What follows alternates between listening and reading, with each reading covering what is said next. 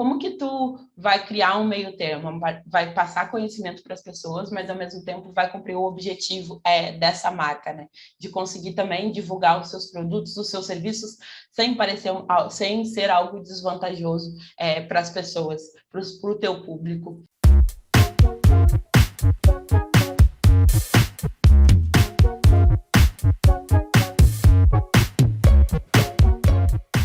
A minha relação com as finanças já vem antes de eu estar na universidade, na verdade, né? Eu já empreendia, fazia alguns docinhos para vender, assim, e sempre gostei muito da parte de calcular tudo, assim. E aí eu comecei a estudar mais sobre educação financeira, porque os conteúdos que eu via muitas vezes, que eu comecei a ter relação, assim, conhecer alguns outros influenciadores, criadores, eram sempre aquela ideia tradicional de mandar as pessoas economizar. E eu vim de uma realidade em que minha família não tinha recursos, assim, né? Minha mãe sustentou 3 filhas com um salário mínimo, muitas vezes, e que durante muito tempo ela ficou afastada do serviço, então era só o que ela recebia do INSS, né? E dentro desse contexto, a minha mãe sempre me ensinou que a gente devia otimizar o máximo possível o dinheiro que a gente tinha para conseguir dar conta do que era o mínimo. Eu não posso pegar alguém que seja absolutamente famoso, que tem uma visibilidade em televisão, e transformar aquela pessoa num formador de opinião sobre finanças pessoais, por exemplo. Ou seja, fica ridículo, patético. Mas a gente usa de todos os expedientes. Eu acho que há casos e casos, né? Muitas vezes a gente precisa de pessoas na nossa linha de comunicação que são populares e que, de fato, não vão ensinar, não vão instruir, não tem nada absolutamente profundo a acrescentar, mas chamam a atenção no raciocínio de qualquer garoto propaganda. São muito úteis, né? Eu acho que são 3 coisas bem diferentes, tá? Um garoto propaganda, um embaixador e um influenciador. Óbvio que essa mesma persona pode cumprir os 3 papéis, sem dúvida, ou 2, ou um só. Mas claramente, quando a gente está fazendo nosso diagnóstico, a gente tem bastante serenidade da distinção e do protagonismo que cada pessoa pode ter, né? Você pode transformar um influenciador num embaixador ou num garoto propaganda, né? É inclusive uma troca interessante, porque você dá mais espaço, dá visibilidade, né? Muitas vezes influenciadores são pessoas com seguidores muito fiéis, né, na internet, mas que não necessariamente são conhecidos no grande público de televisão aberta. Então, por exemplo, no nosso caso do Santander, às vezes alçar alguém a ter uma exposição pública em televisão é significativo. Construir educação e, ao mesmo tempo, a venda desse produto, eu acho que é um dos principais desafios ainda. Não adianta só chegar, como é que eu vou divulgar um conteúdo? Tem muita gente que divulga conteúdo de empréstimo. Eu tenho uma certa resistência, né? Como que eu ensino as pessoas que elas precisam aprender o que está indo naquele empréstimo, qual a taxa de juros? E muitas vezes essa marca, ela quer o serviço, ela quer o objetivo dela realizado, né? Ela quer aquele produto na rua. Mas eu preciso educar o meu público. Eu não deixei de ser educadora financeira porque eu estou fazendo uma parceria com uma marca, né, com uma instituição financeira, alguma coisa assim. Eu preciso continuar levando esse conteúdo. Na medida que você é muito agressivo, muito hostil com algumas políticas bancárias, como que depois você coloca a cara para sua audiência 2 meses depois defendendo um determinado banco, né? Eu acho que tem fragilidades nessa relação, né? Então, não acho que seja generalizado, acho que a gente tem influenciadores que são super responsáveis, e eu acho que críticas são construtivas, acho que não tem... Ser parceiro de alguém que critica não é problema nenhum, mas às vezes eu acho que tem alguns influenciadores que são muito populistas. Existe um equilíbrio entre você ter muita audiência, mas depois não conseguir rentabilizar, porque você fala mal de todo mundo é muito ruim, e daí como é que você paga as suas contas? E ao mesmo tempo você pode ser crítico de um jeito construtivo, o que não inviabiliza que você tenha relações comerciais com produtos específicos, com bancos específicos, com marcas específicas, com fintechs específicas, seguradoras específicas. Onde seja bom, né? O mercado financeiro melhora muito ouvindo críticas desses influenciadores, né? Então, assim, a gente ouve isso, não só no sentido de saber o quanto que eles estão influenciando nossos clientes, mas quantas vezes coisas que a gente pode melhorar, né? É um processo construtivo, assim. A gente tem um modelo de ouvidoria ativa que leva em conta muitas coisas que a gente descobre nesses vídeos e nesses posts. Eu acho que ao longo do tempo as pessoas foram compreendendo que finanças, ela não precisa ser finanças e dinheiro, né? Vamos falar assim.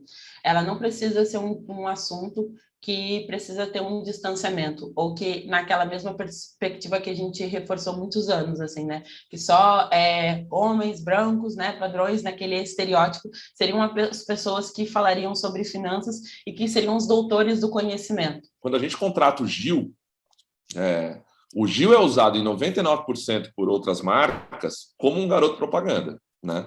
Claramente como um garoto propaganda, né? Em função da exposição que ele teve no Big Brother, ele ficou talvez uma das pessoas mais famosas do país, né? E no nosso caso, óbvio que a gente se aproveita disso, mas o grande motivo e o gatilho de ter contratado o Gil foi exatamente por ser um cara que, nesse momento, cursa um doutorado na Califórnia em economia.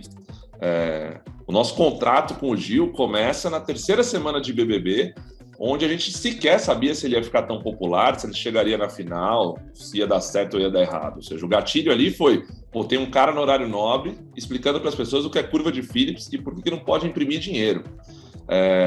Assim, era muito inusitado, né?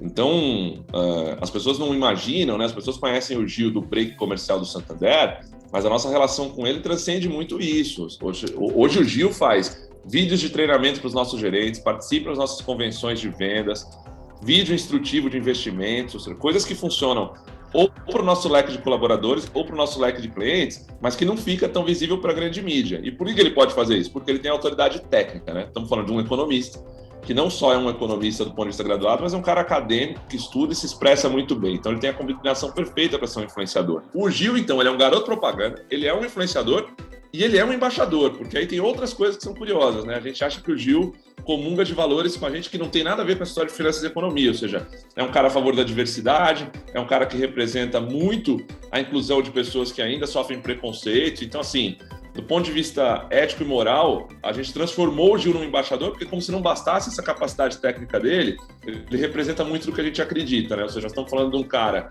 homossexual, pardo, nordestino, pobre, não mais pobre, né? Mas que era pobre, né? Que ascendeu pela educação. Então, assim, ele representa valores muito nobres para a gente. Assim. As pessoas normalmente não fazem contrato com ex-BBBs que durem mais do que a realização do próximo BBB, porque supostamente você vai esquecer daquela pessoa, né? Ela deixa de ser relevante. No nosso caso, não. Ou seja, a gente tem um contrato que vão acontecer mais 2 BBBs e o Gil vai estar trabalhando para o Santander. Então, assim, para você ver que não é uma relação efêmera, não foi uma coisa de comprar a atratividade do Gil, que naquele momento estava super hypado, né? Foi uma coisa de convicções mesmo, e a gente tem um alinhamento técnico-ideológico com ele. Então, muitas vezes, não está difícil essa conexão ser uma conexão positiva para as 3 partes, né? Para o consumidor, para o influenciador e para o banco. Mas tem gente que ainda não tem essa maturidade de compreender como que essas relações podem ser amarradas, né? E aí vira uma coisa muito hostil, né? Muito polarizada, né? Nós estamos aqui para falar mal das instituições financeiras. Bom, tudo bem, né? Acho que liberdade de expressão você tem o direito de fazer, mas não acho que é muito inteligente, não pensando no banco ou no influenciador, mas pensando no consumidor, porque, bem ou mal, ele vai precisar de uma instituição financeira. Então, se você fala mal de todas, você deixa de prestar um serviço de ajudá-lo, né? Você vira só um crítico feroz, né? Vira entretenimento e deixa de ser serviço. Eu acho que a educação financeira é legal quando ela é serviço, e não quando ela é entretenimento. Uma das coisas que acho que pode ditar assim, né, esse futuro é primeiro a autenticidade, né? E também a desmistificar a ideia da fórmula mágica e dos resultados rápidos.